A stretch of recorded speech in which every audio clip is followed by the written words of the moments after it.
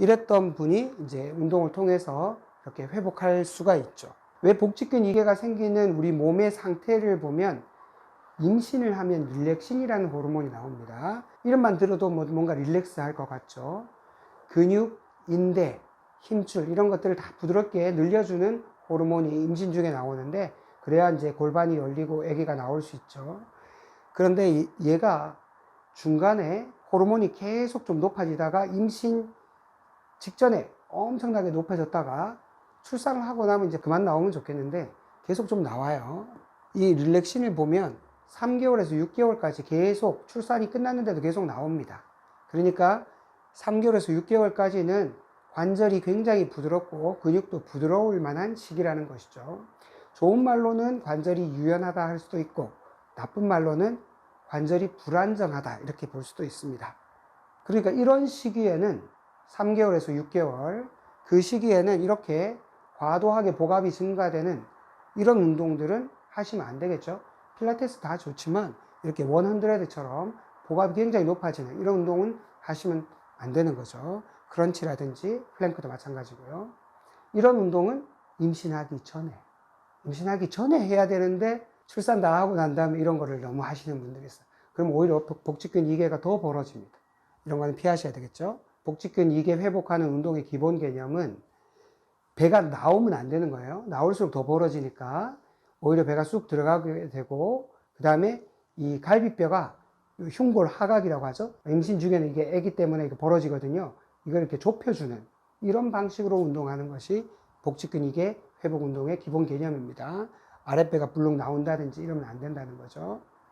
지금 여기 복행근 운동이 가장 기본이 되는데, 아까 얘기했듯이 여기 두 개가 복직근이에요. 바깥쪽에 외복사근, 내복사근, 맨 안쪽에 이제 복행근이 있는데, 복행근은 척추를 감싸는 막이 있어요. 흉요근막. 우리말로는 이제 그렇게 하는데, 척추에서부터 이렇게 쭉 타고 나와서 배 앞쪽까지, 복직근 옆쪽까지 이렇게 연결이 되어 있는 이 복행근이 가장 중요한 근육이 되겠습니다. 자, 복행근은 여기서부터 흉요근막에서 시작해서 배를 전체적으로 이렇게 감싸고 있는 근육이에요. 이 복행근을 잘 쓰게 되면 복행근이 약간 뒤로, 이만큼 많이 가지는 않습니다. 살짝 옆으로 가게 됩니다. 자, 복행근 훈련을 한번 초음파로 하는 내용입니다. 자, 지금 실제로 눈으로 봐가지고는 뭘 하는지 잘 모르겠죠. 그래서 실제로 복행근 운동을 한다고 하는 사람들을 데려와서 해보면은 하나도 못 쓰는 경우 굉장히 많습니다. 그래서 초음파를 보고 3단계 다시 말씀드릴게요. 배꼽을 등 쪽으로 살짝 끌어당기고, 지난번 골반 시계 했을 때 12시 방향처럼 골반을 살짝 12시 방향으로 꼬리뼈를 말아 올리는 느낌으로, 마지막으로는 소변을 살짝 참는, 너무 세게 참는 것 말고요, 중간 정도로 살짝 참는 그런 느낌으로 배꼽 끌어당기고 골반을 살짝 들어 올리면서 소변을 참는 이 과정이 복행근을 수축하는 운동입니다. 한번 해볼게요.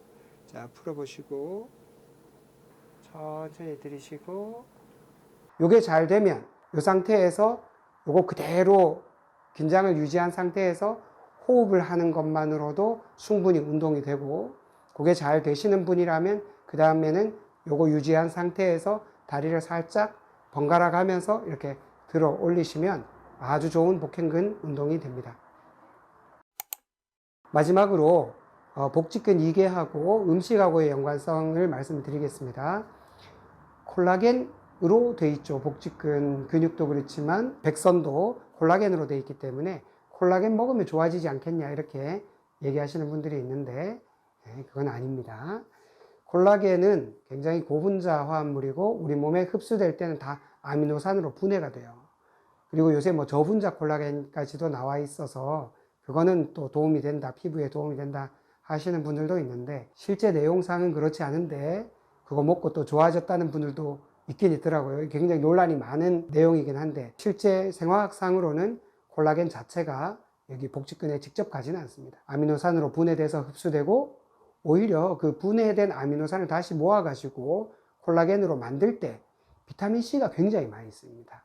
비타민 C가 그때 효소로 쓰이기 때문에 비타민 C를 많이 드시는 게 오히려 훨씬 더 중요합니다. 그래서 하루에 한 6g에서 9g 정도 보통 드시기를 권하는데, 그 정도면 조금 고용량이라서 알약으로 된 거를 보통 하나 1g이거든요. 1000ml라고 되어 있는데 그 6개나 9개 먹기는 조금 부담스럽죠. 그래서 파우더로 드시는 게 좋습니다. 알약은 파우더로 된 것을 이제 고형분으로 만들어서 이렇게 딱딱하게 뭉치잖아요. 그렇게 할 때 약간 화합물이 들어가요. 고형분이라는. 조금 많이 먹으면 한두 알 먹을 때는 괜찮은데 많이 먹으면 조금 속이 불편한 분들이 들어 있기 때문에 가급적이면 비타민 C는 분말로 드시는 것이 제일 좋다.